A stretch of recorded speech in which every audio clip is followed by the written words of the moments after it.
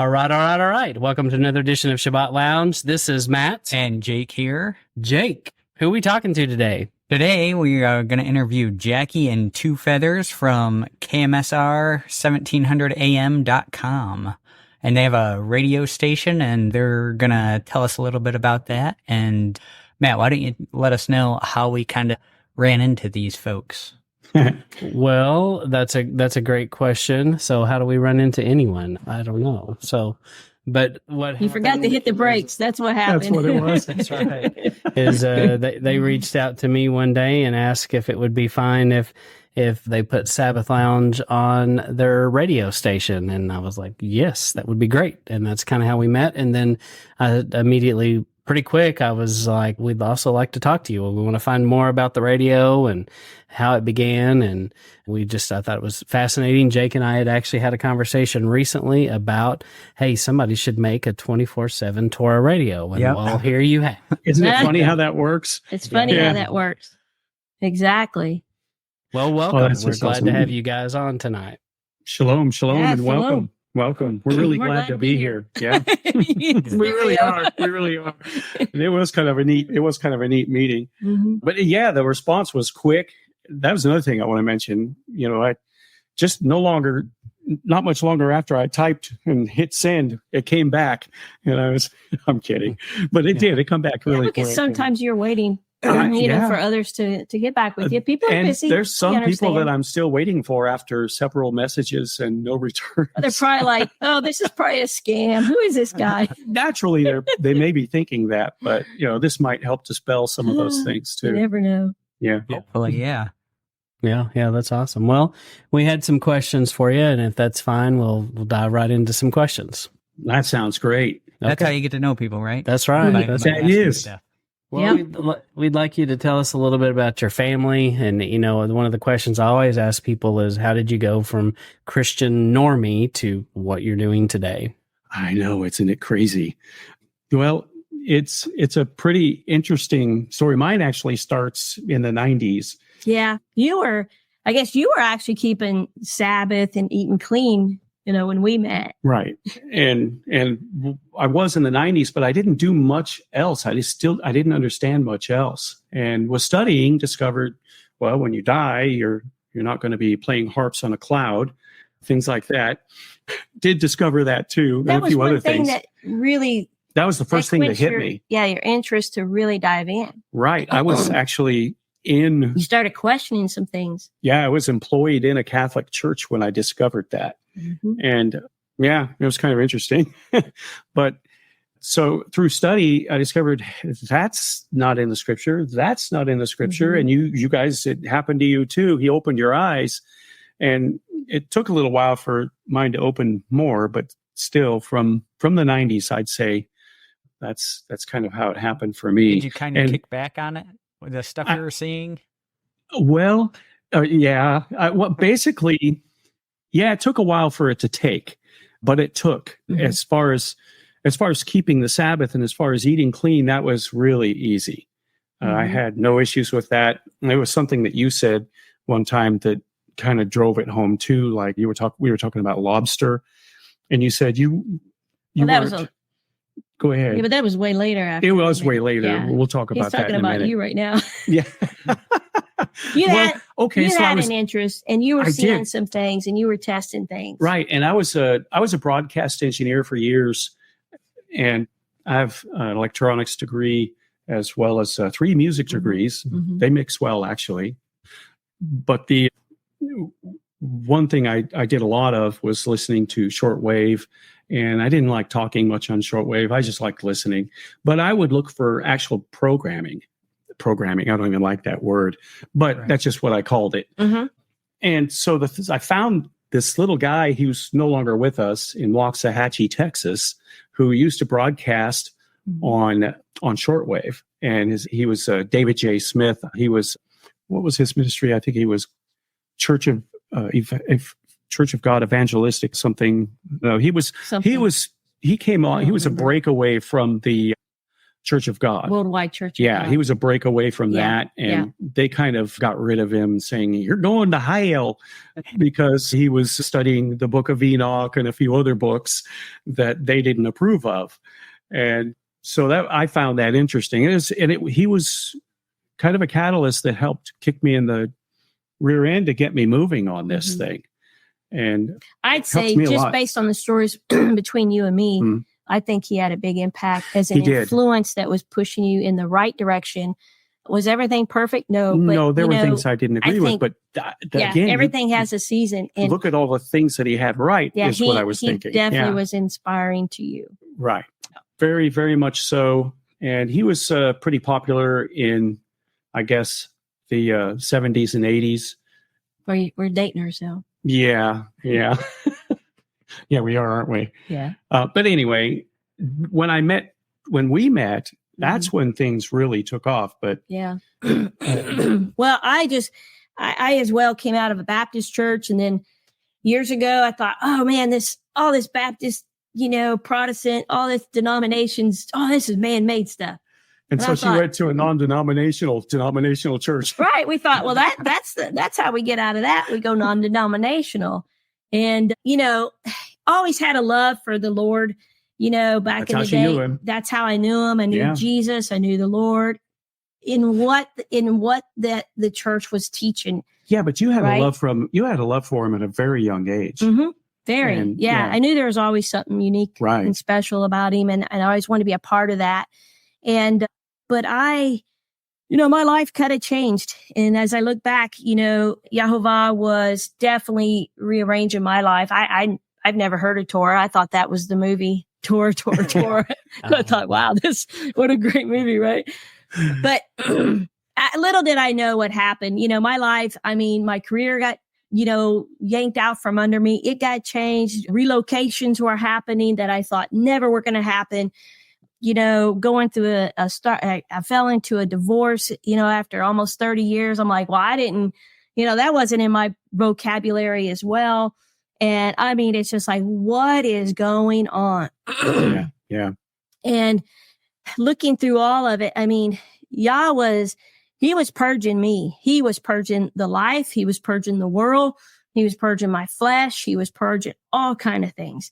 And I didn't know it. Was I hungry for him? Yeah. Was I praying to him and begging him to help me? Yes. At the level of understanding of where I was. Yeah. I was doing the same thing. I was really hungry too. I guess, I don't know if you guys have any experiences that are a little, I don't know. Visions? Yeah, visions and things like that. But that's also something that happened to me back in 1980. And so tell me that vision of the island. Well, that was one of them, but that was, to me, I think that was profound. That was a big one. Yeah, I did. I had a vision back in 1980 when that was after 80. It was about 87. And one back in 1980. Yeah, we're gonna. Yeah, but everyone has these things. I don't know. Not everyone does, but I don't know. There's something to them. I found myself going through this large gate on an island, and large white gates in this island. There were thousands of people there, and I knew every single one of them. And I didn't know I knew so many people. And bumping into them, and some guy bumped into me, and I said, "Hey, I know you from somewhere." And he looked at me and he said, "You know of me, but you don't know me." Right. And you know who that was. Yeah. It was. And then the people that were all around me were like, "Hey, he shouldn't talk to you that way. Who does he think he is? You see what's going on, the devil egging you on." And that was the moment. And I was in the Trinitarian church, whatever you want to call it, but that was the moment that things changed. And I went tearing off of that island in this vision. Now, as he went through the gates, remember the gates were closing. They were closing. And you followed him. You made it out at the last second. Yeah, I couldn't wait to get out of there. Yeah. So that was one of the visions. And I've had others, and I don't know, you guys may have had visions too, but that had a profound effect on me. And that's the one that took a while to get me to the point where I heard David Smith, and was like, whoa, I understand what this guy's talking about. And then you crack the book and everything you're reading, you know how it is, like when you first started reading Genesis, after he opened your eyes, all of a sudden you understand everything in there, well, that you need to understand, because every time I read it, there's something new, but you understand what's going on. And when you see these things, it kind of floors you. It floors me.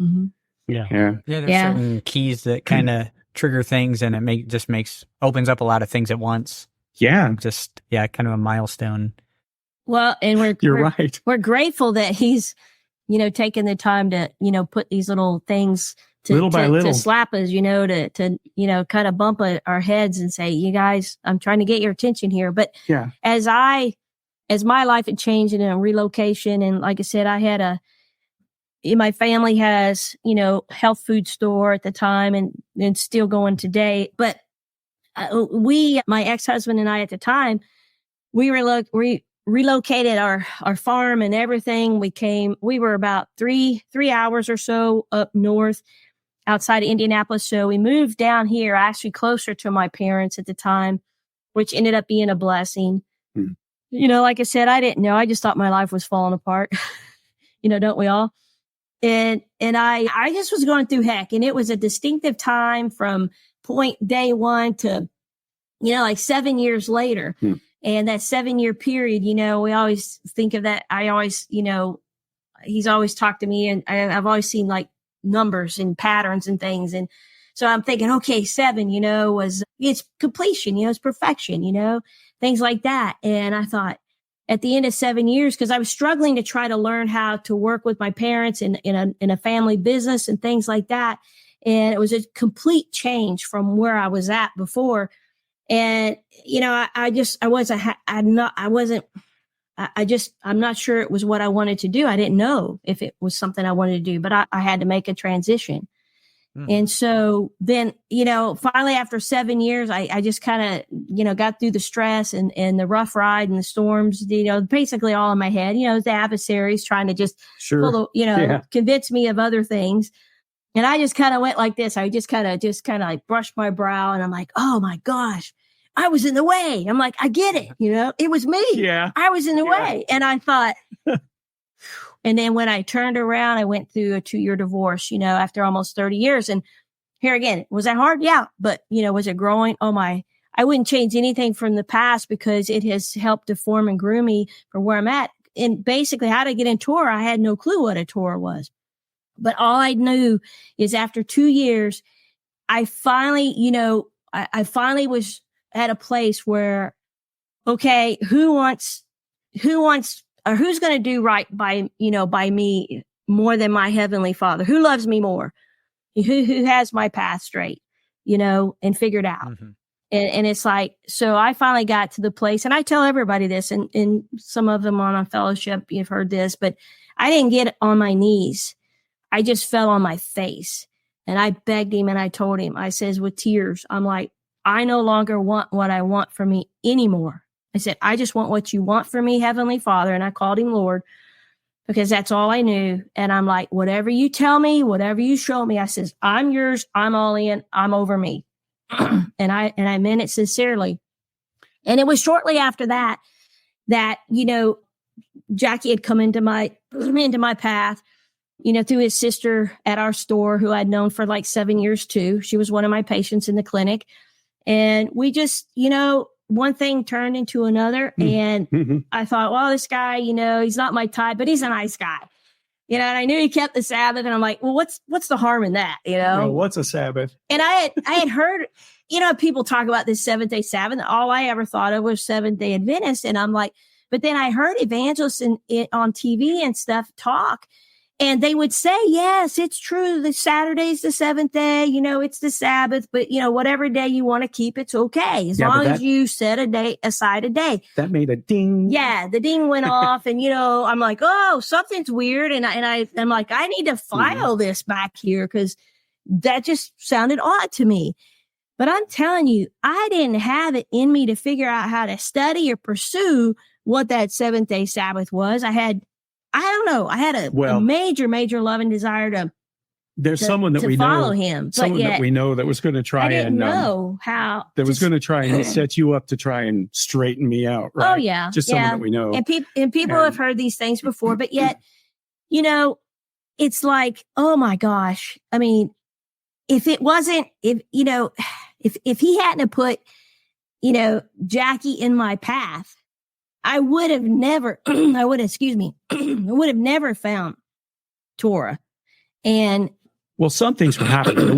There was a guy that kept talking about it, who is a Torah keeper. Yeah, I had a guy that was a part of one of the Church of God ministries and stuff. Mm-hmm. And he stood at my counter in the store all the time, telling me about the Sabbath and, Easter and Christmas, that's not in the Bible. Right. And man, we had the best conversations because, I'm not confrontational. And but I'm like, she had a growing disdain for Christmas. But I couldn't tell you why. Well, I want to tell you, I was keeping these things. I didn't have a defense for why I didn't believe him. Well, I want to tell him about bonfire number 3. Yeah. Well, eventually he started helping me with bonfire number 3. Remember that. Eventually he started helping me with my security system at the store, It took forever for me to do that. And him and his brother, he's a twin. Yeah. Now he's not an identical twin. He's a paternal twin. My sister volunteered me to work on her the camera system. On her camera system, her security system. He didn't want to do it. I didn't. I didn't. Well, anyways, this is how our friendship came about. I met him once before, whatever. And it's like, just another guy in the store, just nothing, it just wasn't fazing me. And so him and his brother camped a lot.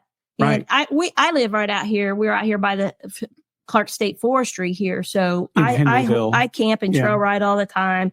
Him and his brother camped all the time. So they kept inviting me to these bonfires, and I'm just out here on my patio.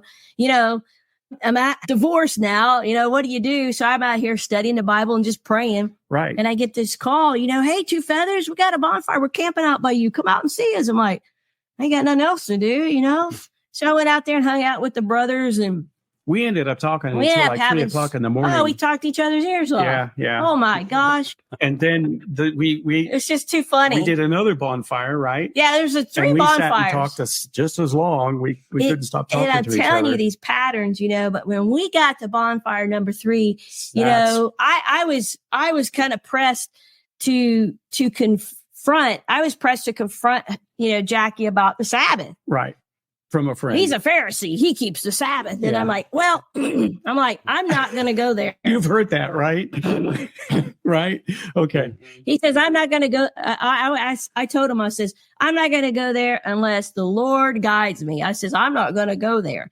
I said, it would have to be him, and that everything gets would put quiet this all together. Of a sudden. So we're actually hanging out at this bonfire number 3, right?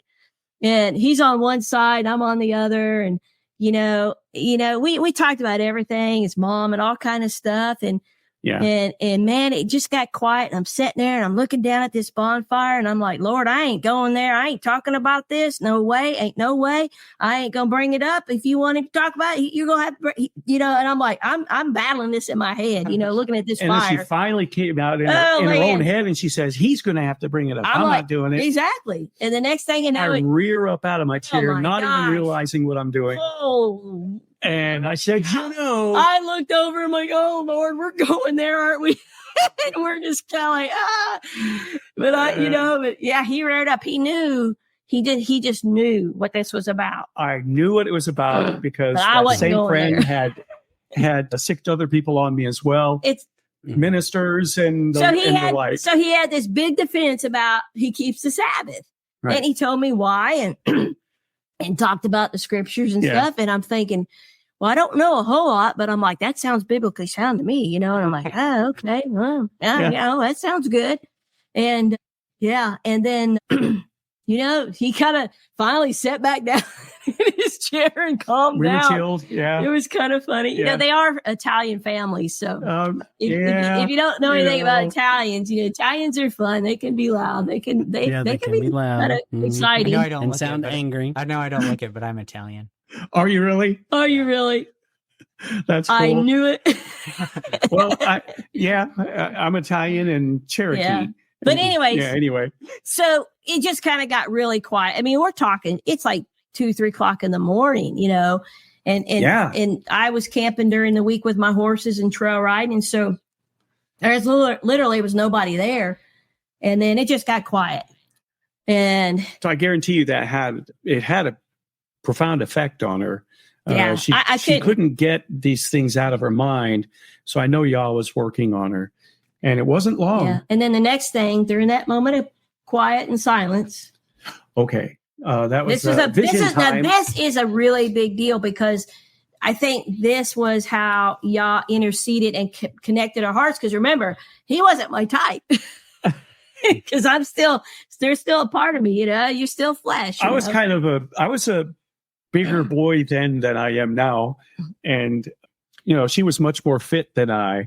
And she could, but anyways, if she tried to, she probably couldn't put her arms around me back then. I was pretty big. But still. All right. So we had this conversation. It got quiet. It was very peaceful. I even felt this peace that I'm like, I couldn't explain what was happening. It was at that time that the Spirit swooped down over us through the trees, and I saw it. He saw it. And there was no shadow from the trees at all. Explain it. You got to tell him what it looked like. Well, it was white and bright and had almost like feathered edges, the cape, and it was huge, beautiful and big. Took up the whole campsite, covered the woods, covered the camp, covered and there everything. was even a sound. And I turned to her and I said, "Did you see that?" Or did you see that? Yeah. And she didn't know what I was talking about, and so I zipped my lip and I said, "Uh-oh." Yeah, it was for him. No. And what found just happened. It was for his eyes to see it, but I believe it was a test for me to believe it, to believe that my future husband's eyes, what he saw, for me to have that faith to believe that. But I didn't even bring it up to her for a day or two. Right. And when I brought it up.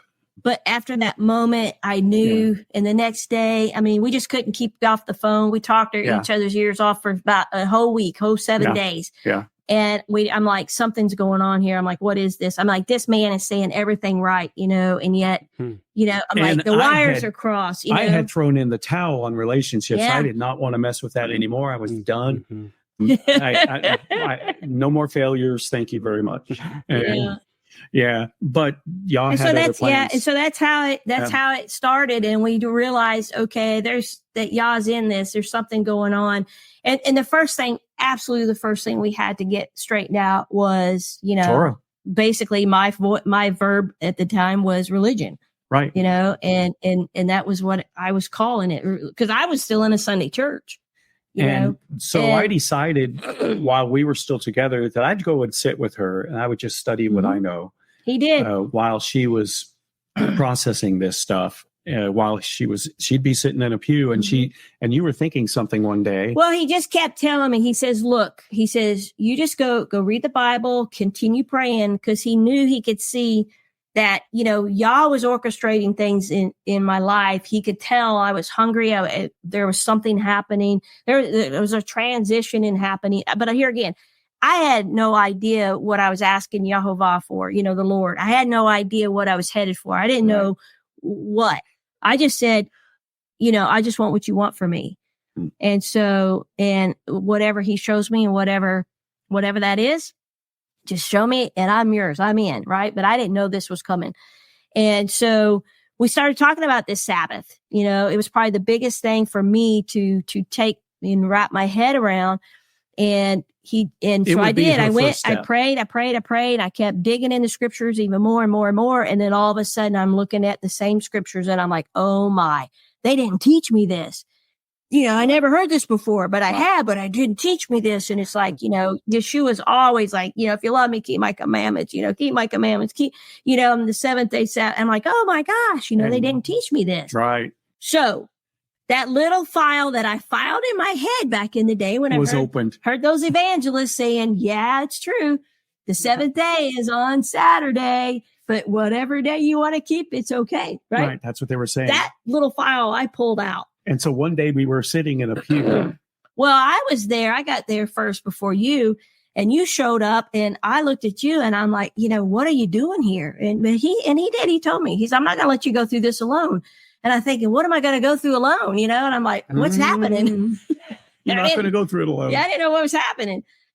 And so I had prayed and prayed and prayed. And so that morning I'm like, okay, because I had to figure out, I didn't want to be in a Sunday church unless I was, unless he proved it to me that I was in the right place on the right day at the right time, kind of thing. So I was praying in my, silently. And this was a new guy, the church was transitioning through pastors. So the pastors were getting up there doing their little interviews and, telling, so everybody could kind of, vote on who they liked, how they preached. Yeah. Right. That's what it was too. Yeah. People got to like you. Yeah. Yeah. The people got to like you. Don't tell them the truth. Just make them like you. And so anyways, I'm sitting there and I'm praying and I'm like, okay. I said, Heavenly Father, I says, I don't know how you're going to do it, but I know you're going to do it. Yeah. I don't know how you're going to tell me, but I know you're going to tell me. I don't know how it's going to come across. I don't know what I'm going to see, what I'm going to hear, but I know I'm going to hear something. I know you will show me some way, some shape or form. I need to know, is this the Sabbath day? And am I supposed to be in this church on the first day of the week? Am I supposed to be, is this where you want me? And so then the preacher got up there and he said, let us bow our head, let's bow our head in prayer. And he gets up there and he says, and I'm 52 at the time. And I had never heard a preacher that in a church where I sat ever tell me anything about we were in there on the first day of the week. It was just always Sunday. And I had only heard that while I was going through my way of working things out. I only heard it a couple times while I was going through my divorce, watching evangelist TV, on TV. Yeah. And so he says, Heavenly Father, he says, we thank you that we can come to you and worship you this day on the first day of the week. Oh, and I about put my elbow through his rib. She did put her elbow because he's like reading his own Bible on his iPad and stuff like that. He wasn't even paying attention. He's just there, hanging out, waiting. And I'm like, oh my gosh, that was it. And I haven't been back into a Sunday church since then because I asked and he gave me the answer. Yeah. And he showed me through the mouth of that preacher that I've never heard in my face ever tell me what day of the week that I was sitting there worshiping on. Things were kind of just cascading one after another. One thing after another. That was when crazy. One thing we talked about was food and oh yeah. She's he was like diver he was funny. He was already eating clean. Oh yeah.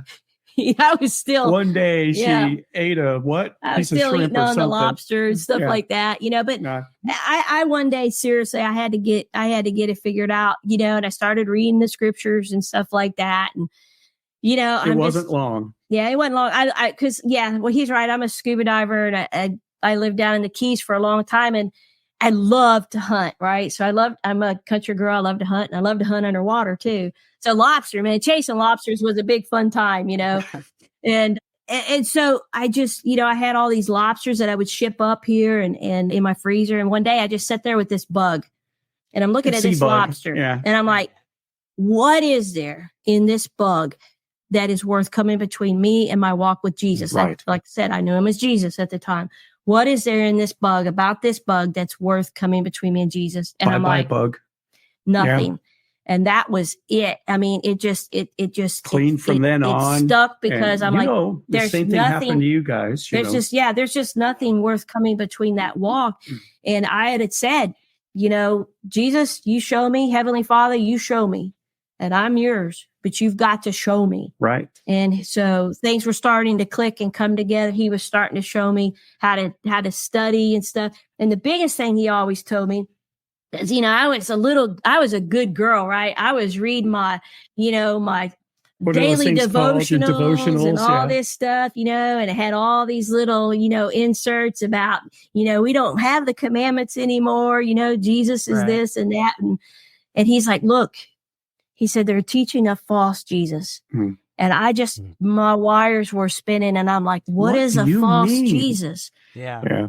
And I know, I know now what that false Jesus is. Right. Because it's such a mind meld when you realize you're like, wow, literally teaching a different Messiah. Right. Exactly. It's a different Messiah. But I couldn't process it yet. I was getting there. Mm-hmm. Yeah. And as it just, as the Spirit finally just make that click, I was like, oh man, I got it. And then so I think we dated like 2.5 months. And the only reason I knew it was right. Cause I mean, like I said, I'm 52 and what were you, 57? And we're just like, if it wasn't for Yahovah ministering to both of us and him seeing the Spirit, the Ruach passing over us and that real, I mean, I'm telling you, things that were happening to us were real on the spiritual level. And I'm like, this is, you can't fake this. No, you can't. And I didn't feel deceived by Satan, but I did feel attacked by him. But it was just, so 2.5 months later, you know, after that, we realized, or he started realizing, I think there's these feasts and things I think we're supposed to be keeping too. Right. And so we're thinking about feasts. We're thinking about, you know, so the like, appointed wow, times. We're like, okay. And statue. And like, what is that? And how does that look? And where we, you know, we didn't even know what time of the year it was, what we should be looking at. And so we started learning the feast together. We spent a year and a half here at the house, you know, keeping our Shabbat together. And boy, have we gone through some changes there. Yeah. And through these past 7 years, we're into our 7th year. We had just the seasons that we've gone through, the tests, the trials, and oh my gosh. And I still feel like a babe. Oh, I just still am like, you know. Yeah, definitely. Yeah. But that's amazing. That's an amazing story that you both have and fascinating. So I do have to put in a plug, you know, this is something you could use maybe.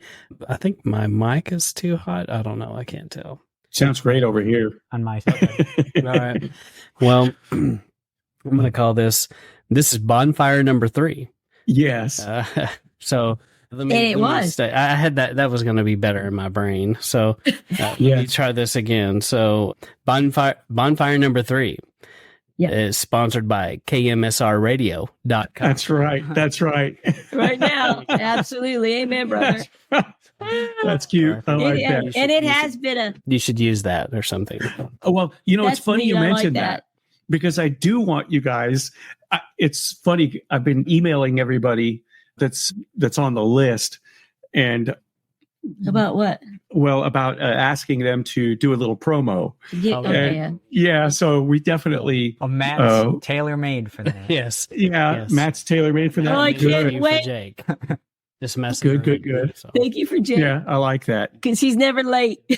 I like that. So I'll awesome. email you the particulars. Yeah, we'd be happy to do that. So.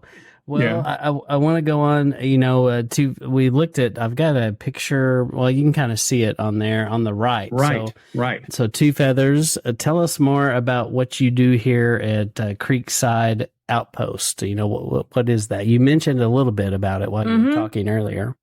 Right. Well, years ago, my mom, she was really sick and ill, and basically her, you know, doctors couldn't figure it out. Mm-hmm. You know, and basically their options were not options and they weren't good enough. And so basically I'm going to try to make a long story short. Really as Mom fast discovered as I can. herbs. Well, no, Mom had already been into herbs before she got sick. Oh, really? Oh, yeah. Okay. Yeah. And so anyways, it was her health that got Mom and Dad really pursuing it more for a lifestyle change. Okay.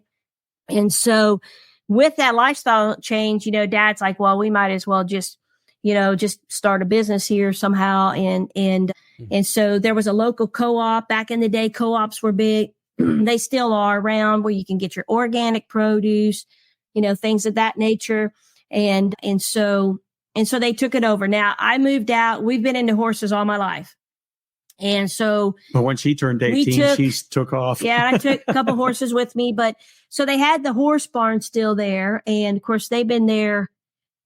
They've lived there now. I think we're in their 50th year. So that barn's probably 48 years old, every bit, you know? Yep. And I helped Dad build it when I was a little girl and things like that. But anyways, they changed all this over, took over the co-op, got into organic produce and things like one thing morphed into another because of Mom's health. She had to eat clean.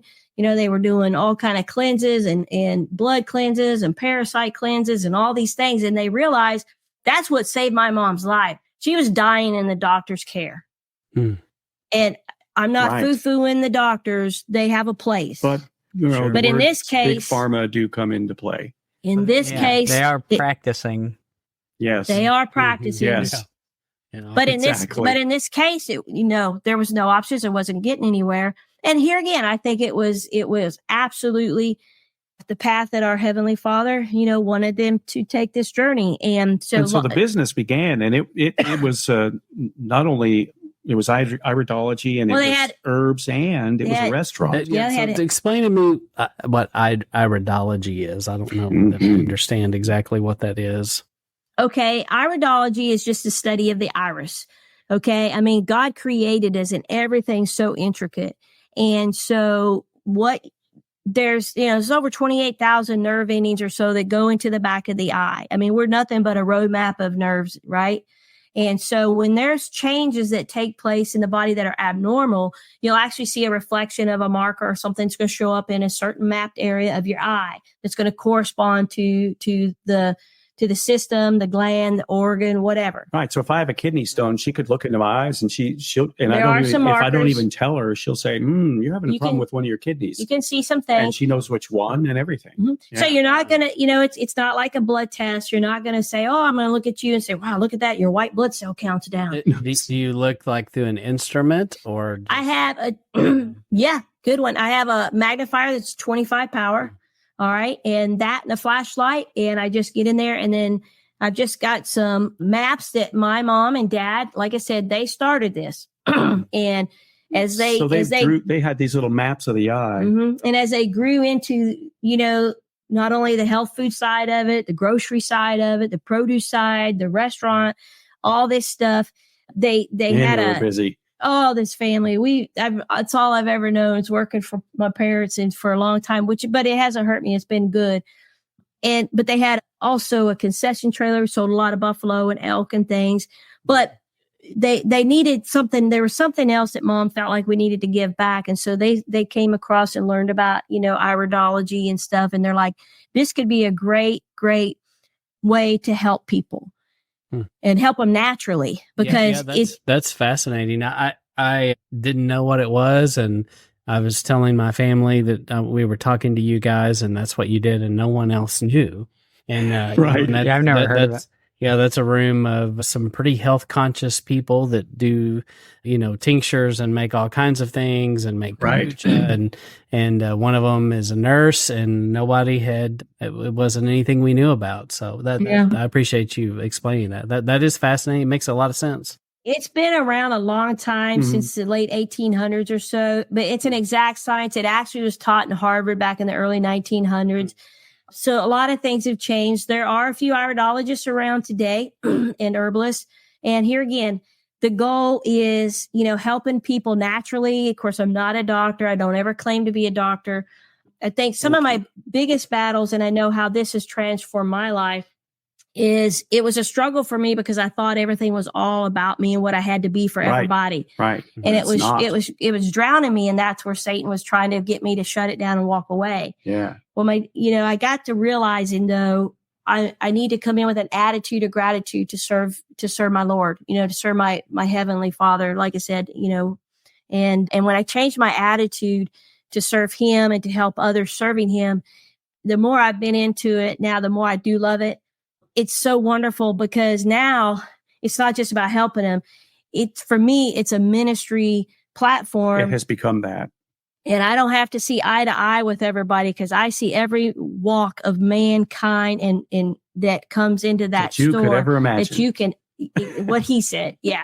And it's okay because all I want now is I just want to be this vessel, a humble vessel that the light of His love can shine through me. And I tell you, I just ask Him for direction. I ask Him, I'm like, look, I'll tell Him, I'm like, Yeshua, Yehovah, you know this person better than I do. Speak through me, use me. I want to be obedient. Yeah, and sometimes there's things that it'll spew out of my mouth before the brain and the ears can even hear it and process it. And I'm like, okay, I heard what I just said, but I didn't think about it, and then it'll be spot on because that individual needed to hear something that only Yehovah would know. And this is not something psycho or spooky. I mean, I trust Him with everything. And Well, anything that I anything that I can do to point them to, to him that's the goal now, and giving back everything to him, and just be there to just serve him. Yeah, that's great. And something you said earlier, there's no doubt that in modern medicine in the United States, if you have a traumatic injury and you're bleeding out, you've got something terribly wrong, there is no better medical care that I want to be under, they do save lives like that. They accidents. And I mean, it's amazing what they do. There's a place for it. But you bet. The chronic illnesses, not so much. So I wouldn't go there, because they, like you said, it's connected to too many other things, that too many other people that have their hands in making money off of it. And, it just doesn't cure people. It's a Band-Aid or mask it. And that's what's so fascinating about what you're doing is you're really getting to the root and really seeing what the problems are. So, definitely that's the focus. If you can get to the root to help people, I mean, symptoms and things start to go away, but the big problem. But that's like half the problem. The other half of the problem is, what the food, with the food or the tincture or the herb, or what is it? What do you give them to help them out with their issues? And so that's the other side of it. But what's creating all these health issues is the diets and the lifestyles. Pretty much. Yeah. If you eat things that are not really even considered food, things happen. Have you studied grounding very much, like sleeping on the grounded sheets and things like that? We've been talking about getting one of those. It's so funny you mentioned that. What him and I will do, we'll go out barefooted. We get grounded a lot. Yeah. A lot. When I first started hearing about that was probably in 2012, 2014, somewhere around there. Yeah. It was all kind of this hippie thing. And I've been known, especially when I was younger, to kind of be attracted to the hippie thing. That was pretty easy with my background with kind of hippie parents. So, it kind of makes sense. But I was like, whoa, this is kind of weird. But I think there's truth in it. I am in the landscape industry and I get the opportunity to dig in the dirt, to get my hands dirty and to be outside and a lot more than the average person. And I think there's great benefit. We're made out of earth, and it makes sense that we should be in contact with the earth. But, right. A lot to it. Yeah, I think it depends on what you listen to. Yes, there are some weird new agey people out there. So if you're interested in it, see that, because it's bigger than that. Yes, there's new agey weird people. Oh, they prostituted everything. No, it's not all that way. I've had a couple people over the years come in and ask me if I was a witch doctor. And I ask them, I'm like, well, that depends on which doctor you're talking about, though. She'll do stuff like that. I'm telling you, there's all kind of people that I meet. We also deal with grounding with water as well. That's another thing. We have a little body of water that. Well, also too, outdoors. What I found was when I really kind of started sitting on computers back in the 2000s, because I was never computer minded, started having issues. Long story short, it was a problem. The computer age, the cell phones were starting to affect people. Yeah. And with me, it was making me sick. It was making me feel bad. But then I could leave the computer and I'd feel better. And I'm like, okay, something's going on. It's those high frequencies. And, what I found is, believe it or not, there's a lot of things I've gone through with my own health and walk that have actually helped me guide other people. But Mom we buy this stuff that's called it's like a triple power hematite. Now this is my anklet and it's all magnetic and I've got a double strand. And so I keep this on my ankle, and what it does, it is actually helping to balance me also as well. I'll throw it back on there because I'm around all these screens. But there are some things and some tools that help keep us balanced. Because seriously, these cell phones and electronics, and with him, we had issues when we first got married. He's around electronics all the time. Right. His whole electrical system was so messed up. It has taken us a while to get his system back in balance. It was affecting his heart in the worst way you can imagine. Yeah. And now with just a couple direct aids and also going out and doing some grounding and stuff, it's made a huge difference. Right. And it's just getting worse with 5G and 6G now, right out there. They just keep cranking it up. And yeah, they do. Years ago, I read a book I'm looking at right here on my bookshelf. It is Disconnected by Deborah Davis.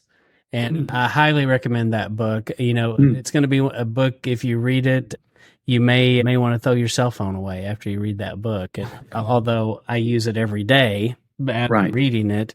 But, that was a fascinating book because she talked about how all the cell phone technology was developed and based upon like a 6'4" soldier and all the testing that they did. And, no one ever did testing really on small people, small children, and what effects it would have on them. And it's a pretty interesting book. So. Well, we just see more. Yeah. And we just see more and more how everything that Yehovah made so perfect. Yeah. That, that Satan is just destroying, it's prosecuting. Evil is so out there today, just trying to destroy mankind. Kill, steal, and destroy. Just prostituting anything that is of him, creating the counterfeit, the illusion, the delusion. Yeah. I mean, it's sad, but it's what people are falling prey to. Yeah, and I think that something that Yah keeps putting on my heart this year is this idea of praying for our loved ones. We know so many people. Everyone has got people in our family that we need to be on our knees for every day that don't understand what you just said. They have no idea that they are in the battle of their life. They're in the battle for their soul, for their family's soul, for their children. It's so true. Yeah, they have no clue. They're just, watching I like football, I like sports as much as anybody, but they get their bread and circus and they're happy and, they're like, whatever, I'm good. And it's true. Have no clue of what's really important. Everything's watered down. Everybody's getting dumbed down. It's all about. Yeah. It's that idea of, I didn't realize I was in a fight. And it's like, well, that's why you're losing, That's exactly right. Oh, yeah. Spot on. Yeah. Mm-hmm. Yeah. Yeah. It's, I always say too, you hear Satan doesn't just have to draw us, toward evil. All he has to do is get us consumed with ourselves. Right. And when it becomes all about self, the self-identity, the self-needs, the self-likes, the self-wants, my way. Mm-hmm. That's all it takes to pull us away from Yeshua and the truth. Yeah. And there's so many things in churchianity. I mean, there's been so many beautiful people that are in these churches that have a huge, great, devout love and walk for the Jesus they know and the Lord and God that they have come to understand, but yet they don't know really who he is because the church is kind of making it okay. It's just like that vision I mentioned earlier. One foot. I didn't know him. Yeah, to keep one foot on. I just knew of him. Yeah. Yeah, the church has us, with one foot, on the banana peel and one foot in the grave, I mean, we don't even know. We're just straddling this fence and everything's gray. There's no black and white for us. It's like we can be in the world and we can be in church too, and it's all good. Mm-hmm. But yet there's no definition. There's no, really. Yeah. And we look Jackie, too much like the world. Similar to what you were saying and the vision you had on the island. A friend of mine early on in this walk, he was kind of telling me his story, and he was saying that he was outside of his house and he just kind of thinking about Yah, and I think at the time it was God and Jesus for him, and he's right, and he just had this kind of audible, tone that he heard that said, "Where am I?" And he was so stuck on Jesus that he missed the Father. You know what I mean? And think about that too. Draw I'm missing half this story here. Yeah, because what does Yeshua do? He points you to the Father. Yeah, right? Yeah. Oh, that's just amazing. Wow. Yeah, and it goes back to the love God and love your neighbor, right? We're the church and us, we're real good about those are the two commands, right? But I think the church is pretty good about the love your neighbor thing. a lot of times, but that's all I knew. Mm-hmm. Right. Instead of, and kind of miss out, and they think that the loving your neighbor is what it is to love God. I think that's kind of one of the traps that they fall into, and that I had fallen into. Yeah. Oh, we all were there. Well, when you ask them what love is, they really can't tell you according to the scripture. Just love your neighbor. Well, but 1 John 5:2-3 tells you how to love each other and tells you how to love Yah, right? Mm-hmm. Right. By keeping His will, keeping His commands. Yeah. And you're going to desire to do that if you love Him. If does it save you? No. But is it evidence that you love Him? If you really do, yes. Yeah. And I've had people get really offended when I would say to them, this is what it is to love. Yeah. Love Yah and love your neighbor. And I would take them to those verses, and they get real offended. Right. And they think what I'm saying is you don't love Him. And it's like, no, I'm saying I know you love Him, and I'm showing you how He wants to be loved. Right. Since you love Him, exactly, you should be excited that I'm showing you this verse. Exactly. Right. Because He gives you a map right here. Right. And we want to do what's pleasing to Him. Right. And His statutes, His Sabbath, His word, His. We do. We desire that. Yeah, His dietary laws and all. They're not a burdensome. Right. It's actually, I think once you and I, when we came into the Sabbath and all this together, it's just, I tell you, I can't wait for the Sabbath. It's like your system is just, it's in sync. It's just like, oh, come on, Sabbath. And when I saw this little icon online on YouTube that said Sabbath Lounge, I couldn't wait to see what you guys were about. Well, I couldn't wait. It's just awesome. It's really cool. Well, I appreciate that. And we actually kind of got it from, there's a guy that has a song, Craig something, and the song was Sabbath Lounge or something. Wow. Oh, that's neat. I don't remember if he called it that, but that's kind of what, I saw that, and that's kind of, and I even asked him at some point, but he wanted a fee for the song. So no. Yeah. Oh, see, there's something too that with the station, man. Yeah. Oh boy. Well, we'll get to that with getting people to respond, and when they respond, well, I think the big thing is just submitting and surrendering. When we truly surrender everything, and then Yeshua is going to guide us. He's going to take us through to the changes. The pruning is painful. The storms are painful, but they're growing. And the changes. I think we're a society that's too stuck in comfort. And whenever we're outside of comfort, we think that's a bad thing. When really that's where we're supposed to be to grow. That's where you grow. Yeah. Pressed like the olive, and then refined in the fire. That's right. That's a good point. You look at most societies and cultures around the world, and we have it pretty easy. In fact, sometimes we got it too good, and so we don't have to strive, and it's an easy life, and we don't know discomfort at all, and we do everything we can to avoid it. Yeah. And a lot of the world lives every day with quite a bit of discomfort. Yeah. And we'll look at our life and go, "Wait, you don't have to walk to get your water? What? Exactly. Turn it on and it comes." We just take it for granted, we do.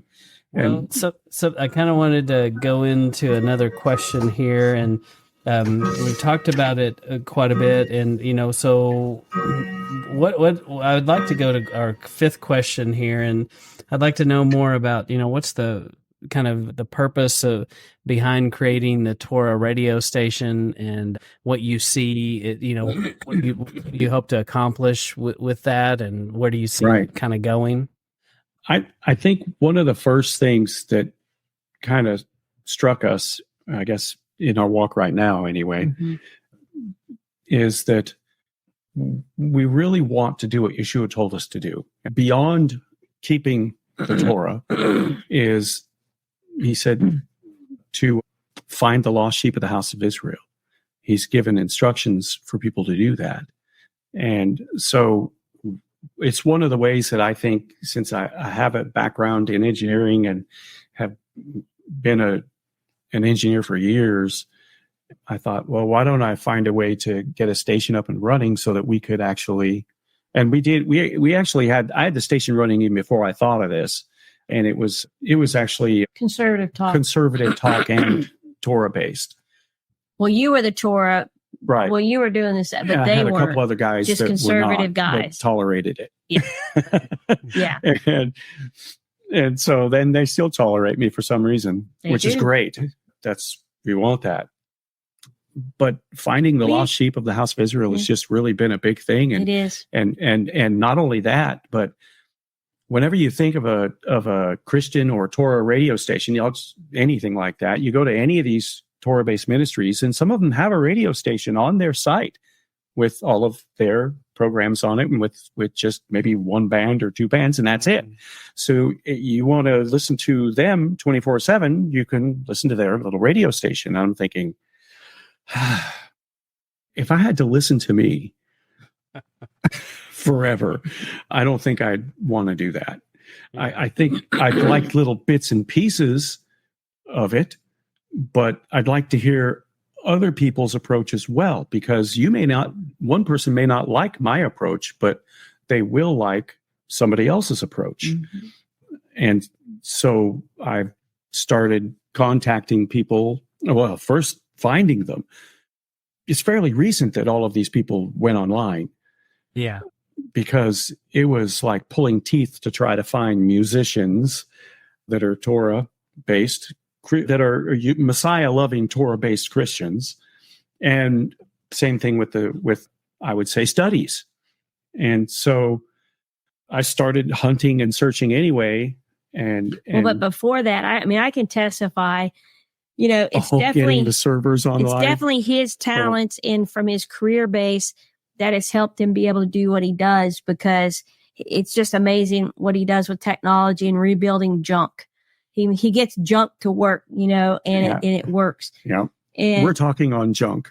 But true. Literally, I watched him for a year. His passion was always to have a radio station that just served Yah. Okay. Right. And I watched him for a year as he started to just dig, trying to figure out, how do you put a radio station online? Right. What does it take? And he built this server, from the ground floor.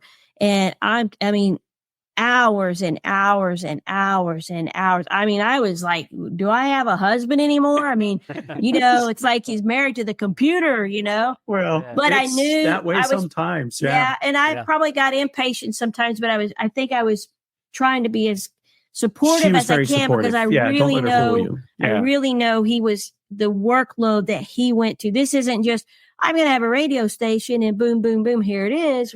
It's this one thing took to get grueling hours in time to get even to where it's at today. Time, it's just talent and treasure. I'm blown away. Right. I've been in tears with him over the stuff that he's been tackled with. Well, I started with. I'm so proud of what he has done. Thanks. It's just he is. But it's him. It's not me. I know. Yeah, because I wouldn't even be doing it if it wasn't. I know, for him. But it's amazing. And so all honor and glory, where it goes. I know, but still, you are. He is. I'm proud of you. Yeah, it's an awesome thing. And, something that, if you don't mind, I'm going to pick something here for you. Sure. So if you're listening to this, I want you to do a couple of things. I want you to go check it out and go find the live stream, and you can put it as a little app on your phone. You can save it in different places. It's real easy to stream and play it. So go check it out and listen to it. And then the other thing is, be thinking and be in prayer. If you would be in prayer about this, because, it's interesting that Jake and I were just talking about this, and I feel like there's a need in the Torah community for something like this, and be praying about, I think there's needs for, daily news, daily Torah-centered news. Maybe somebody out there is listening to this, and maybe you've thought about doing something like this. Well, do it. Right. And I'm praying that there'll be somebody that's pricked and motivated to move that direction to help try to create some, and I will, as a reference, I've listened to They Are Not Torah, although I feel like one of these guys might be close, and that's Canary Cry Radio and Gons and Basil. And they do a news program, and something like what they do is they do it all listener supported. They don't do ads. They don't want to do ads. They don't want to have anybody feeling like they could own them. And so they just have people. They have people make them jingles. They have people make them artwork, all kinds of things, and they just put it out there. And they do like a value for value, and they ask for people to, if you like what they do, to support them. And but I think there's a lot of opportunity for some programming that could grow and develop and really flesh it out. And because I just wrote down some thoughts here, that you could have the news thing, you could have, there's a lot of survival people, a lot of preppers, there's room to have things like that. Oh, absolutely. and as Two Feathers described, hunting. I mean, there's things you could do with that, about, techniques and different things you could do. And I also wrote down even like businesses, there could be, a business or a money, gold and silver, or all kinds of different things. But, it just asks that you, if you're listening to this, think about some of those things. There's another thing, like, for example, when you're at work, what's the radio station that's on the air, right? Mm-hmm. This one is. Well, what you were kind of alluding to earlier, what we were noticing is that most people, they just kind of, and I'm not taking anything away from anybody here, but most people are trying to push their own site, their own subscribers, their own following, and things like that. And that's fine and dandy. It is. We're not doubt, we're not questioning that. Because a lot of people everybody's got a niche doing this, right? But what hubby has, his heart, my heart, kind of we're in unison his together heart. Is this is that to have a platform that were many believers in Torah. Obviously it's Torah, hopefully we all are Messiah believing in believers the seventh day Sabbath and our Messiah and following him and his statutes and his ways. But to have that platform where the Torah family can come together and bring honor and glory to him in song, in teaching, We used to do a segment, though, called Prophecy Watchers. Watchers Prophecy Spotlight. Watchers Prophecy Spotlight. We used to do that. We did. And it was a news segment. Mm-hmm. So we would do a study, and then at the end of the study, we would throw a news segment out there. But there was a day there wasn't but 5 songs on, and one teacher or 2 teachers. But I'm telling you, it was hard several years ago to find things. And as he's been more diligent, and he's been in prayer, and he's hungry, and he's been praying and seeking, and the next thing boy, more music has come around. I'm actually going to share a screen too. The people are the beautiful music, and Torah music is just beautiful. And there's diverse teachings. Do we all agree on everything? No. Are they dividing lines? I don't think so. Right. But for the most part, we believe in our Heavenly Father. Right. We believe in his 7th day Sabbath and his feasts. We come out of things in the world. And we may not have the same calendar as you, but we have a calendar as you do. Well, we're growing. Yeah. And you studied it and researched it and came to that conclusion. Yeah. You got it. Exactly. You got it. We're all at different levels, but it's just a neat platform where this diversity is, you can listen to it and and detach from that mainstream, music online or on the radio station that says, you can take the girl out of the church, but you can't take the church out of the girl. Song. And I cringe when I hear that. And I'm like, so while we're talking, I'm going to kind of scroll down a little bit. And you guys can see some of the people that we have on the radio station. This is all, it's teachers, or should I say it's studies and it's music. Mm-hmm. So it's kind of both. And some of the stuff is just from different parts of the world. We've got poets. Right. It's just an amazing diversity of talent serving Yehovah, serving our Heavenly Father. Very wide variety of music as well. Mm-hmm. And it's kind of neat, and a very wide variety of teaching as well, or should I just say studies as well. The talent here is amazing. Do you have a schedule, or do you publish a schedule of when things are going or anything? I did, but everything is, I'm kind of working on one of those. That's one of my goals, actually. We were talking about goals, and one of the goals that I have, look. Oh, who's those guys? Look at that. Looky there. Check them out. Yeah. Yeah, we should check them out. That's right. Exactly. But one of the goals, gosh, what were we talking about? Getting a schedule online that people can see what's playing. So it is one of the goals to get a schedule that is live. I'd like to have a live schedule online. I know one other Torah radio station that's out there. They actually have a live schedule, and it takes a bit to do that when you're one person, because maybe traffic somebody could help you with that. That would be great. Yeah. And so the software that I'm using. Let me go to some pictures also, since we're here. And let me see, I've got it right here. So I wonder if I'll be able to, no, I'll have to unshare this, stop sharing that, and then I'll have to pick up the pictures. Let me start with. There's that where it's running what it looks like. Yeah, that's what we're actually pull that one up live. Let me go ahead and get that one up first. So while we're talking, I'll get a live shot of the radio station for us. And that'll be kind of cool to see. Yeah. And kind of, I wanted to mention on what you were saying earlier about when you first started having just constant play of your content. And that takes so much effort just to put that content together. Right. And then you want to put out accurate content. So, it takes a lot. Right. Because I have to listen to everything. Right. And so let me go ahead and share this page. I think it's similar to, recognizing that, it's not just our voice that's important. Matt and I, we can put out, our videos and stuff, but we recognize we don't have all the answers. We don't have all the, every topic. We're not the best on every topic. And so you have your specialty out there. We're not out there looking to build mega churches. We're the only person, and you can, we stream into everyone else's congregation. It's good to have a bunch of different people, I think. So I like that system. It is pretty neat because like we said earlier, you may not want to hear me, but you might want to hear Sabbath Lounge. You might want to hear Parable of the Vineyard or some of the other guys. Exactly. Are you going to think exactly the way they do? Well, not in everything, but you're still going to see eye to eye in most things. So here's the radio station right here. This is live right now. What's on the air right now?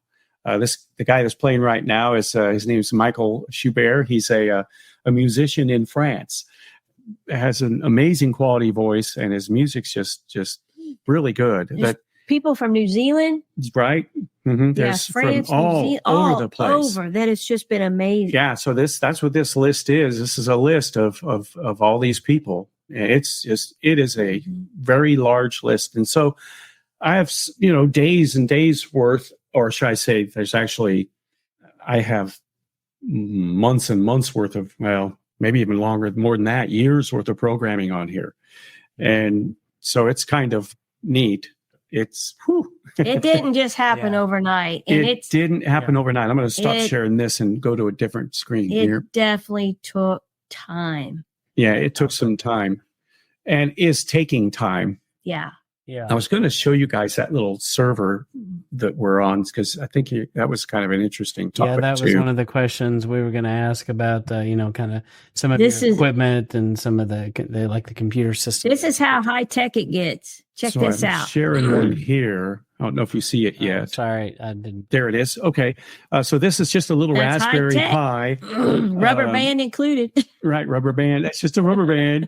So what I've done is I've taken a couple terabyte hard drive and a Raspberry Pi and thrown that system onto it. And so the drive, right now I have the operating system on the Raspberry and I have all of the information on the drive, all of the music and the studies on the drive. which is kind of cool. Hey, and those brackets look familiar. Isn't that from the solar panels? It is from the solar panels. And I'm saying here's the server. I had to block some things out because I didn't want anyone to see what was in there. Yeah. And so there's that little this is where we're streaming to Shoutcast, which is kind of cool. Mm-hmm. It's neat. And this right here is just a little. Oh, nice. This is just a little edit suite. That's all this is. A little edit suite that you could go live on too. So it's kind of cool. What is your? This is a nerd question, but what is that a little mixer board that you have there? This is just a small audio board right here. This one is Behringer or something, or a Behringer. Behringer. It's similar to that. That one isn't a Behringer. We're talking on a Behringer though, and yeah, it's kind of neat. It's a good little. You have a picture of the big one at the studio. I do. Let me go ahead and go to the next one. Let's see. Okay, this is just a little. This is a Raspberry Pi audio edit suite, and I was just putting it together here, and so I was. The big one at the radio station. This one is actually upstairs. Yeah, the big one though. I'll get to that big one in a sec. There's that little Raspberry Pi right there. That's amazing. This one right here, I put a little audio hat on it so that I could have some higher quality recorded sound. So it was kind of cool. It was neat. Plus it has a little amplifier it's too. It's amazing how much stuff can get put in that little tiny thing. Oh, I know. Yeah. It's really hilarious. It is pretty funny. And there it is again. And you can see the size of it. It's pretty small. So I was using the Raspberry Pi for some of the edit suites as well, which is kind of neat. And this one is another edit suite right here that has. And that's a license plate. This is a license plate that I cut up one of my old Indiana license plates to make a cover. Yeah. I mean, he just uses anything. Yeah, he's like He's like a MacGyver. I can make something out of nothing, basically. And so that's just a little edit suite. And we saw this earlier. Yeah, that's the Raspberry Pi that has the programming on it. Mm-hmm. It sure does. It sure does. And there, of course, there's the picture of one screen, and it's a dual screen system. And then, so there's the studio. This is the music studio right here. And I've got a little half stack there. It's kind of cool. So I teach music at this little location, but this is where the radio station is as well in Sellersburg, the AM station. Yeah. And so there it is. Mm-hmm. And there's one of the edit suites. Those guitars. Do you have that's not it. What was that? Is that an Ibanez or is that a this one right here Gibson? Might be like an Ibanez right here. This one right here is a Gibson. It's an Epiphone actually. Yeah, from the 60s. Epiphone. Pretty neat. There's a bass and other things, but it's kind of fun. So if somebody wanted to come do a live set, they could do it. We do live stuff here, yes. And it's kind of, in fact, this is where we meet if we meet with other Torah people. Okay. We just meet at the studio, which is kind of nice. I'm sure you're familiar with Rich Mullins. Wasn't he from Indiana? Yeah, I think so. Yeah. Rich Mullins, you know the name? Singer, songwriter. Singer. It's not ringing a bell with me. I do remember. Yeah. He played a dulcimer. He played a hammered. Oh, that's right.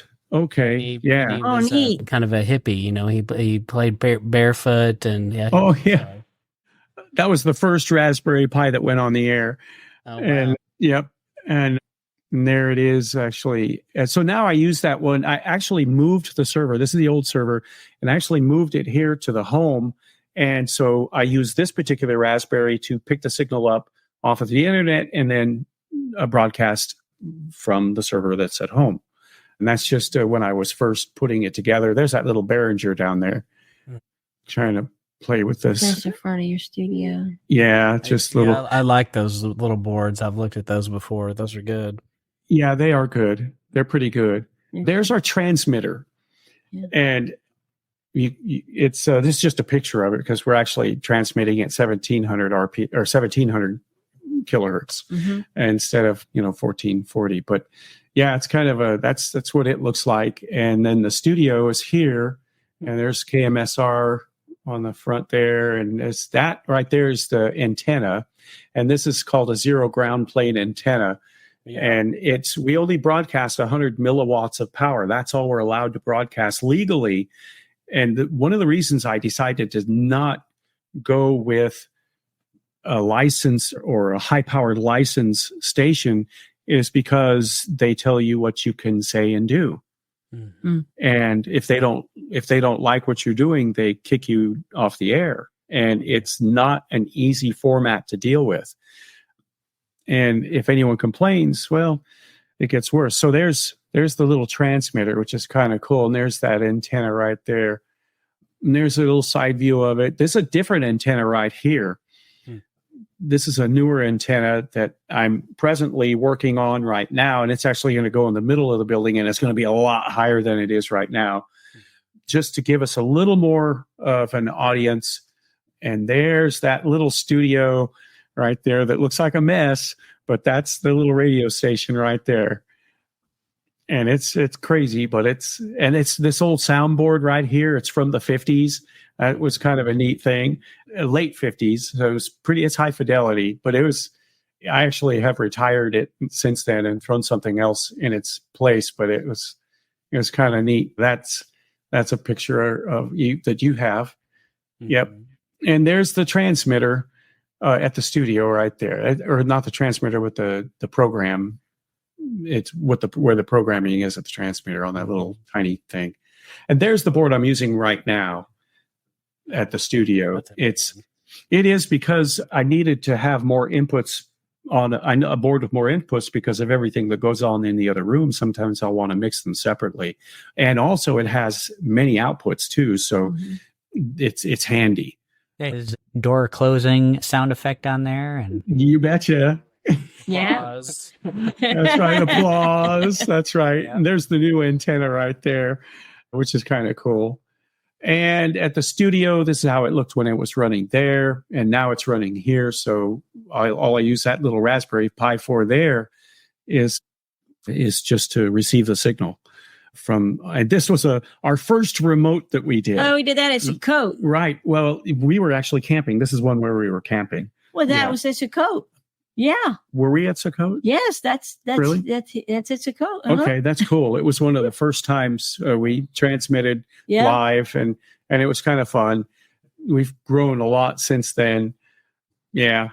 And I think that's probably it. Just a few more studio pictures is all I've got in there, which is it's kind of a neat one. Mm-hmm. But there it is.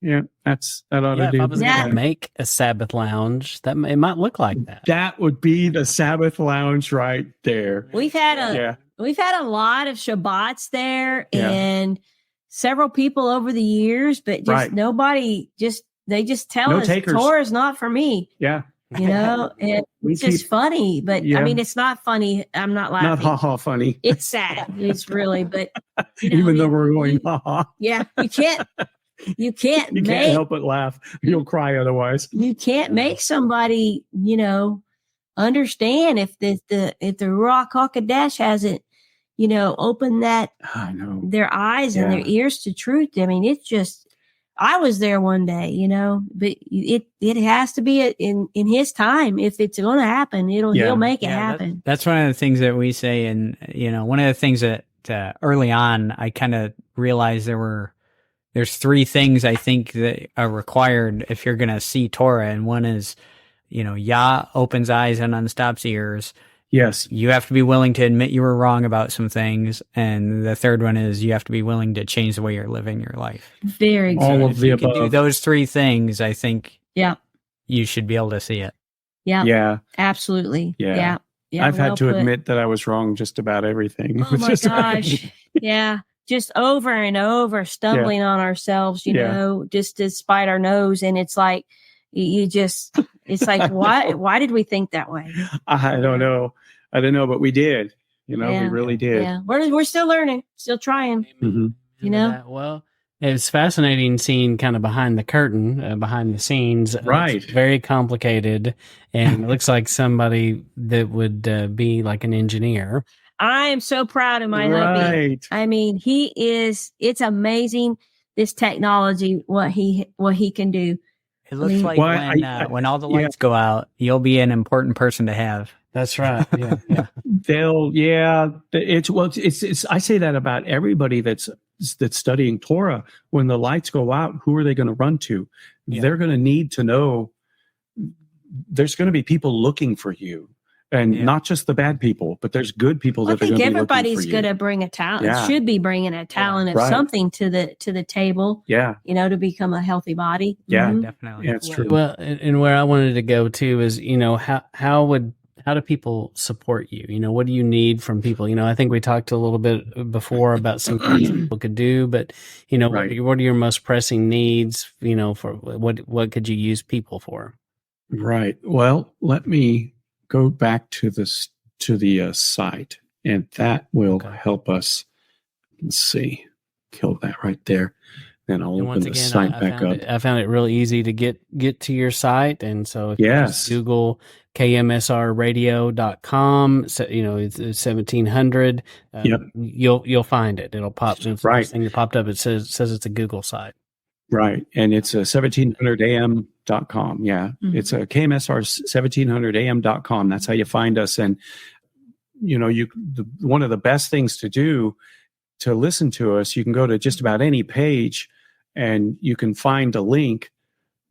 Yeah, we're running a little slow, but there it is. There it goes. Now, if you want to just listen within a page, you could go to this page that's here at Ask, Seek, and Knock, and you click on the little green button, and you'll stay on the page.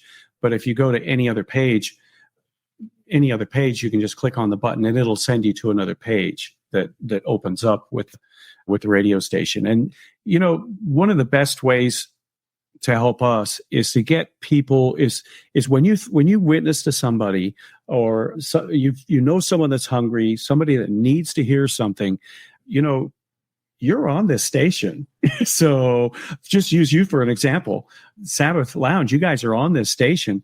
And so what better way to help than to give people the link, and they're going to hear great music, and that's Torah based, and they're going to hear awesome studies and programs just like this one. I hate using the word program.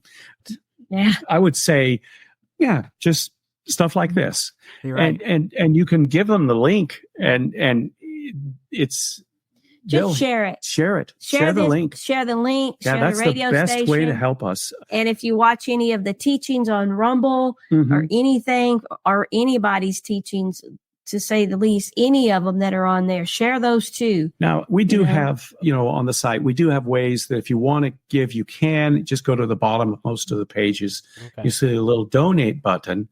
But more than that, more importantly, sharing to us, sharing the link, sharing the radio station. Yeah. Okay. That's great. That's an easy thing to do. And something I was thinking about was, I do talk to people sometimes that are under spiritual attack, different things are happening to them. And one of the things I will suggest to them often is, you can do multiple things, depending on what it is, but it never hurts to go find, like, even in YouTube or something, and you can find where people are reading the Torah even in Hebrew.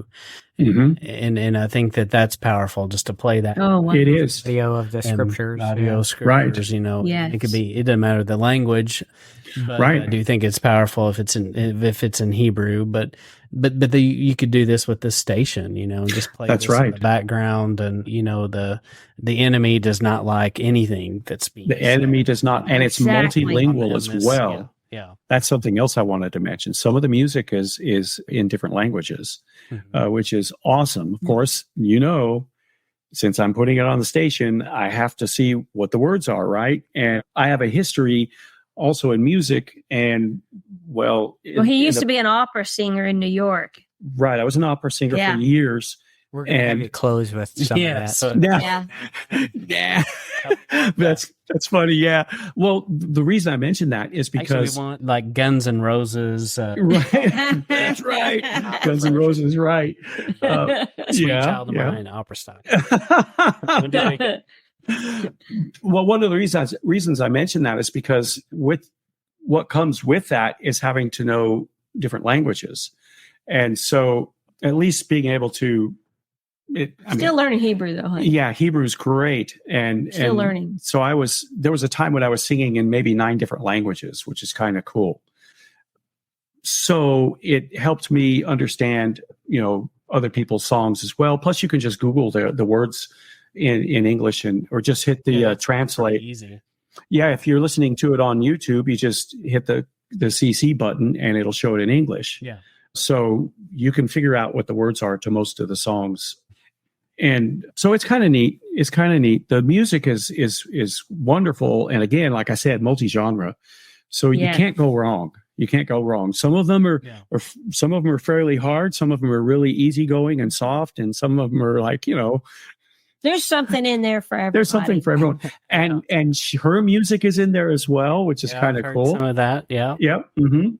And it's fun. It's fun. Yeah. But the main thing is just, share the link and just, I found it has been so easy for me to just share it, and because it's not evasive, and I just tell people just listen, pray over these things, and they can listen at their own leisure. And I said, there's just diverse teachings. You may agree with it, you may not, but study it, test it, take it and test it, Yeah.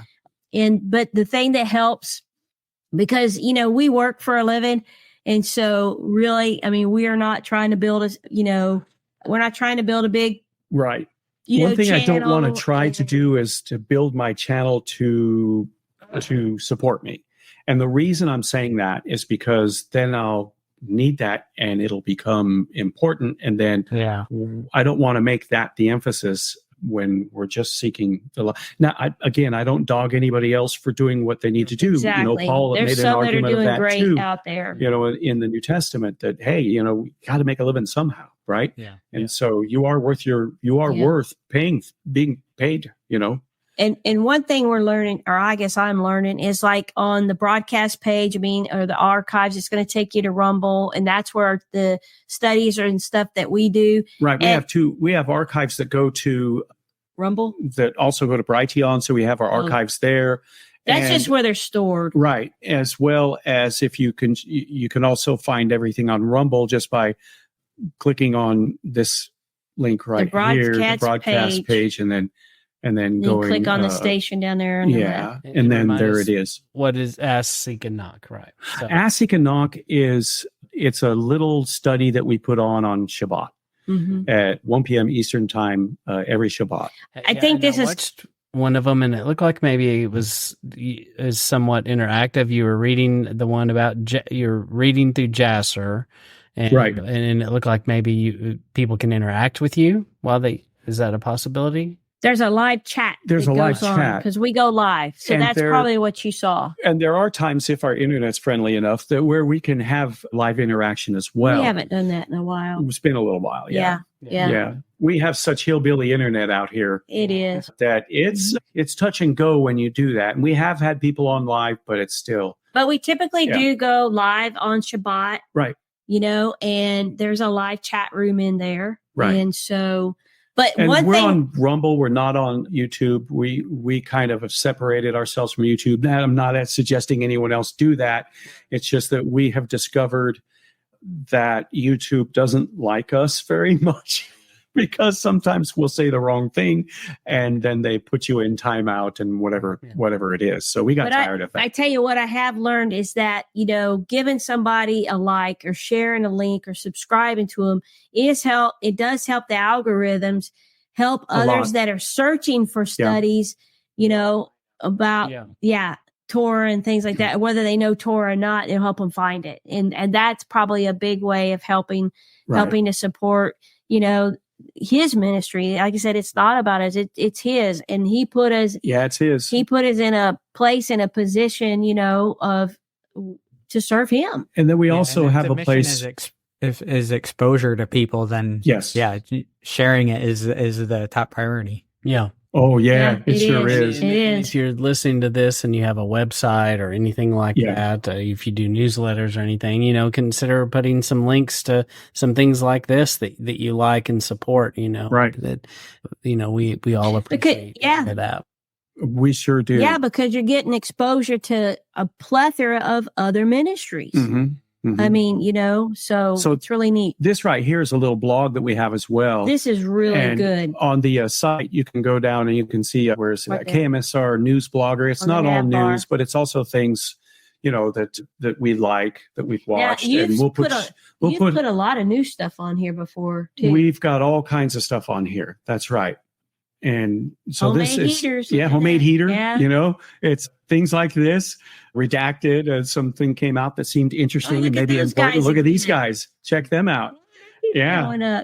This was an interview you guys did with Steve. Yeah. That was kind of cool. Yeah, that was neat. There's these guys again. So, things like this. Yeah, Steve, pull it down there. Yeah, he news. does some world news stuff. Right. And those will go on the blogger and also the radio station will play those, at random plays. Right. Now, this little blog, let me slide up again. This blog I started in 2016. Mm-hmm. And so it goes a long ways back. It was back in the day when it was pretty much a news blog. Mm-hmm. And it was, something else that kind of came to my mind is that there's even opportunities for people to be, reporters, be your eyes and ears on the ground, in this radio station. There are world events, there are things that happen. And just like you said, this is a worldwide community. And every Shabbat, when we gather, we are doing this with millions of people around the world. That's right. At different times discussing the same thing, having the same arguments, and that's beautiful. It is. Well, and some of the people that know us through fellowship and stuff have sent us information on stories that have come out, and he'll post it on the blogger or something like that. So we'll even talk about it sometimes. Yeah, I was even thinking there's opportunity. It wouldn't be hard for you guys for other people to connect with you and even be boots on the ground, if you will, like on the border and things like that. That's right. Since it is radio format, super easy to take a phone even. It is so easy down and record something and get it to you. So, I mean, that's right. Even, because a lot of times there's the news and they're definitely programming. And we've even gone live. Oh, exactly. We've gone live with the phone and you have high fidelity audio with your phone. It has great audio. And so I use several apps where all they have to do is click on the app or all I need is their email, and they can click on this little button in the email and they're live.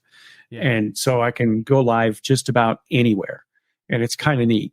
And that's exciting. I think there's a lot of potential for growth, and like you said, it's not about people making money or anything like that, but it's about the kingdom and about connecting people. Exposure, yeah. That's right. We just want what Yah wants. We want what Yahovah wants. We want His will. We don't want what we want for our lives. We want what He wants for our lives. Yeah. Right. Yeah. Yeah. And that's kind of that's where and same thing with the remote stuff, I can use my phone with the server, which is kind of cool. Let me show you.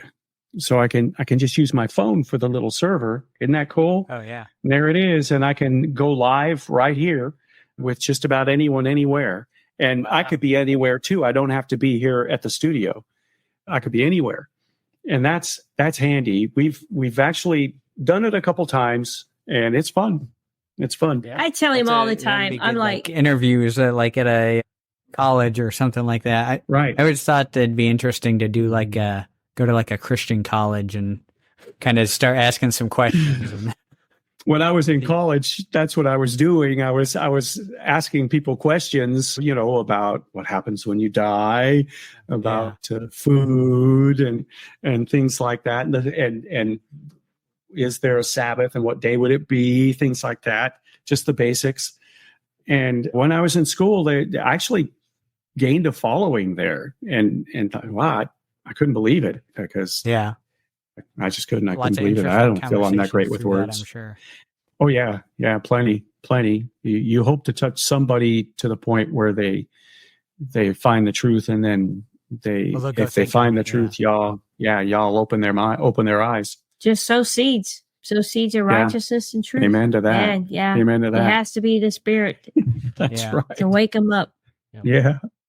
So I wanted to hit you with this question too before we close up on you. So do you see any trouble spots in the body? So, the body of believers. So, right. Well, we all know the answer to that, don't we? Believers like worldwide or anywhere, anything, anytime. Yeah. Anywhere. Yeah, we do. I think there's more trouble right now in the Torah movement than there is in the standard Christian movement. They all seem to believe the same thing, but when it comes to Torah, so many people they disown you for the smallest things that are not salvational. And I think that we were too hard on people in our past, in our onset when we first got going. Well, I just got so excited about it. I just thought everybody was going to believe everything I said. I'm like, this, and then it'll be over. Yeah. Oh no! I had a bunch of friends, and then they're all gone now. Yeah, that's what happens. But I was so excited because I was like learning truth and all this stuff, and I thought everybody was just gonna just take it and waft it all in, and they're just kind of like, I'm going to use where an did example. you come from? And so I had to I had to start backing away too. And I'm thinking, what am I doing? I'm like, this is just true. It's in the Bible. Don't they get it? They don't. No. And it's okay. I liken that to, like, my experience was I took my whole bag of seed and dumped it out, and I'm like, there, planted all my seeds. Nothing grows that way. But I didn't know any better. I was just so excited. Right, you didn't have no clue. I was just so zealous, so excited. A good example is one of the things that I've run into with other ministries as well, because I've asked quite a few ministries, hey, can you interested in having you on the station? And when I interview them, at the time I was using Yahovah, and now I use that and Yahuwah and whatever, and they correct me and say, oh no, it's Yahweh, or whatever they're going to tell you it is. And then they'll pound you with all kinds of, well, sure, it's Yahweh, it is. And it's Yahovah, it is. And it's Yahweh or no way. And it's right, it's Yahweh or no way. But they'll pound me with information that I didn't ask for. And they're probably meaning well, but oh my gosh, when I studied to get where I'm at, just like you did, is what I'm thinking. And so I get it. I do understand. I really do get it that you studied to get there too. Mm-hmm. But there are some real things, convicted about it too. Yeah. Yes, very. They are. Yeah. I like how you said that. But there has to be a point where we need to decide, well, is that salvational? Well, I don't think it is. And Yeshua, when he comes back, and Yahovah, Yahweh, Yahuwah, when he comes back, he'll correct us. When Yeshua comes back, he's going to put everything back. Yeah. He's going to put it all in perfect order. He's going to get us all on the right page. We're all going to know. He'll speak with so much authority too. We'll be like, got it. Got it. You got it. Yeah. It's true. It's really true. We'll really get it. I think a lot of times, like myself, just in myself, I see it too. It's, you'll say things in a way that's like authoritative, like I know what I'm talking about. And then you go back and it's like, well, I could have said that, like, yes. This is where I am right now. This is what I'm seeing right now. And it's funny you mention that, because that's a phrase I've had to learn. Is this is where I'm at presently. And it is a phrase I've had to learn, because you're right. You come across authoritative if you don't do that. And I've had to learn the hard way by listening to myself as well. Yeah. And I think we take a few choice verses, like they all did what was right in their own hearts, right? And then we go, well, that was the worst thing ever, so I don't want to be that, so there's only one way. And then we get stuck on, well, the way I'm seeing it is obviously what I think is right. So if you're outside of that way, then you're not the right way. Oh, yeah. And then I think of my own heart, which is deceitful above all things, right? That's right. And so I need to put myself aside. Yeah. Humility is the greatest teacher. Oh boy. To be in a state of humbleness and humility, it takes We're life. on the ground a lot. Life gets us there. And boy, we've been humbled over and over, but it's helping. We're grateful. Yeah. And probably still got a long way to go, but boy, have we seen him just reshaping and reforming our life and everything. Yeah. And we've seen a lot of wisdom in ministries like yours that really has given us some light as well. Yeah, it's beautiful to hear how other people present their understanding or present the word. And I'm like, oh man, that's a great phrase. Or I didn't think of it that way, and it's like, I mean, it's just. You guys do mean a lot to us. The diversity that comes. The diversity that comes together there is, it's good, it's for his glory anyways. I mean, that's half the battle, is getting ourselves out of the way. Yeah. And something you were talking about earlier, something that really drew me into this early on, is I had been in denominationalism and did the non-denominational thing and chased all those rabbits. And it always drove me crazy how divided we were. The most segregated hour in America tends to be Sunday morning church, and everybody's in their own camp. And, it divides on racial lines and economic lines. Oh, yeah. All kinds of things. And, sometimes political lines. And, and in the Torah community, we need to be trying to, like you said, realize that not all of these issues are salvation issues. They're not right. That you can allow other people. Don't disfellowship over the calendar, over how to say the name. Amazing, right? Exactly. Things it's not worth disfellowshipping. Just like it's not worth losing your family. If your family is all Christian normies, well, don't lose your family and tell them they're all going to hell. Can't do that. You got to love on them. Yeah. Or they'll never be interested. That's right. And families forever. Yeah. So, you have to be careful in nurturing those relationships, but there is movement and room to grow and room to improve on, being more united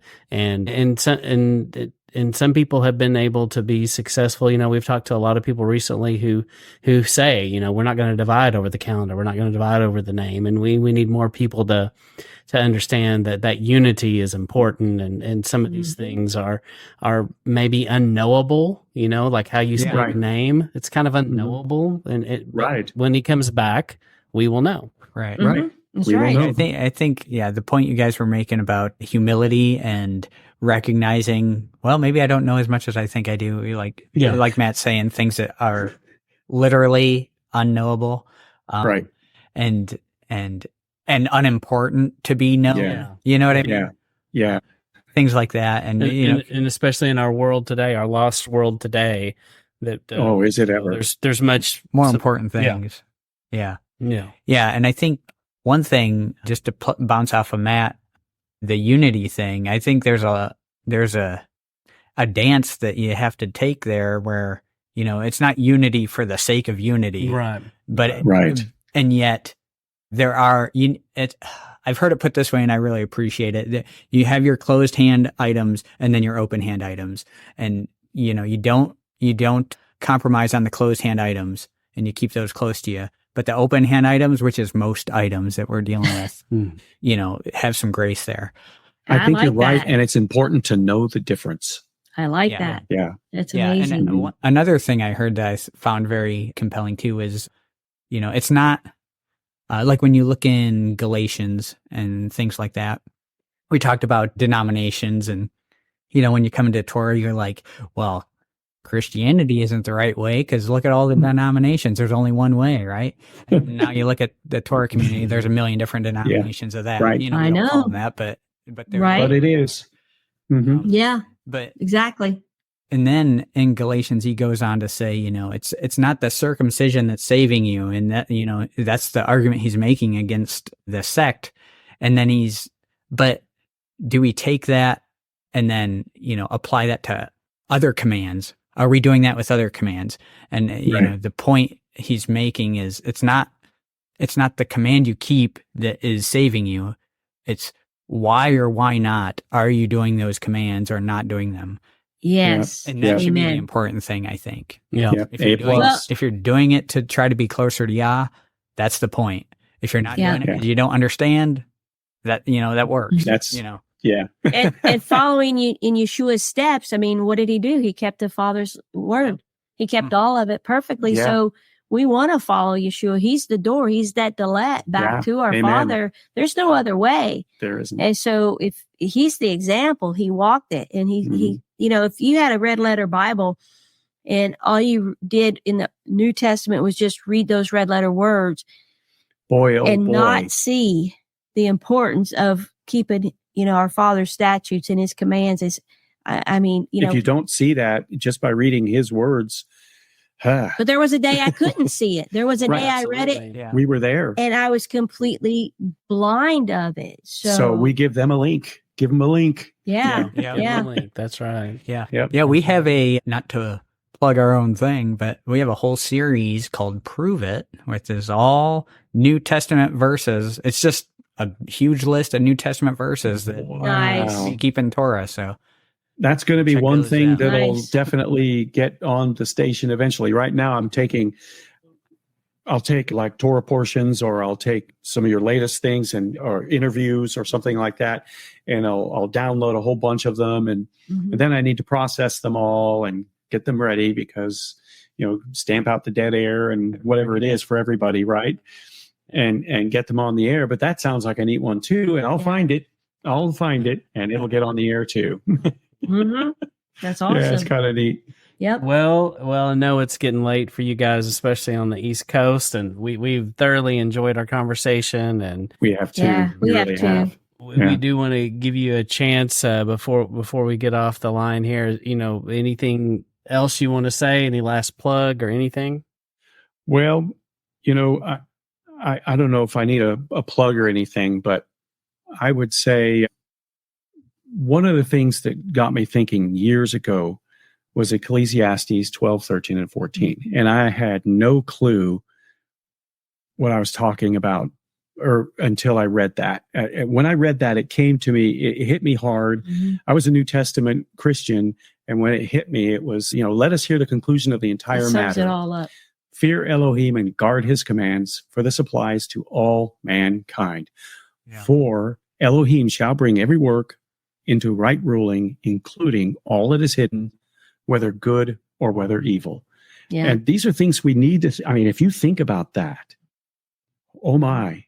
Yeah. Fear Elohim and keep his commands. I mean, because he's very forgiving. If we change and we decide to do what he wants us to do, he'll bypass some things. He'll throw it all out as far as the east is to the west. Yeah. Right. True understanding, right? It is. So that's why I said very humbling, because every work, all the hidden will be revealed. Right? Everything. Very much so. Yes. And so I guess I could leave the folks with that and you know, seek us. This is the duty of all. Seek him and come to KMSR1700am.com and get that little radio button in your phone permanently and share it. Share it with other people. You won't be sorry. And the Rumble broadcasts and the studies and things. I mean, you know. And those that are interested, those musicians out there that are listening that are not on the station that I've probably already emailed. If you guys are interested, give me an email. My email is on the site on the contact page. And I'll get your stuff on the air. And of course, it'll be needing to be approved by us as well. Because it needs to be, you know, Messiah loving, Torah based. Get back to the basics and start at the beginning. Yes. And pray and pray. Right. And I pray that people reach that point of just surrendering. Yeah. Yeah. And let him mold you. Yeah. You know, we can't be leaning on our own understanding. That's right. That's what gets me in trouble. Yeah, we can't do that. Yeah. Exactly. Yeah. Anything else you want to say? No, it was great talking with you guys, and we're glad that we were able to get connected. And it's been fun. Just appreciate the work you guys are doing. Well, we appreciate you all as well. We appreciate your work too. It's amazing. Yeah. Yeah. And just the fact that you're out there talking with other believers, it just amazes me. It's wonderful. Yeah, it is. It's really neat. You guys are awesome. Yep. Well, we appreciate your support and appreciate you reaching out to us and getting us on your radio, and we look forward to the future. And we ask all of our listeners to go find you guys and to give you a follow and subscribe and listen. and check out their teachings that they do. And we want to thank you for your time. And we ask you to stay on the line with us just for a minute. But Jake and I are going to go ahead and sign off. This is Matt and Jake signing out.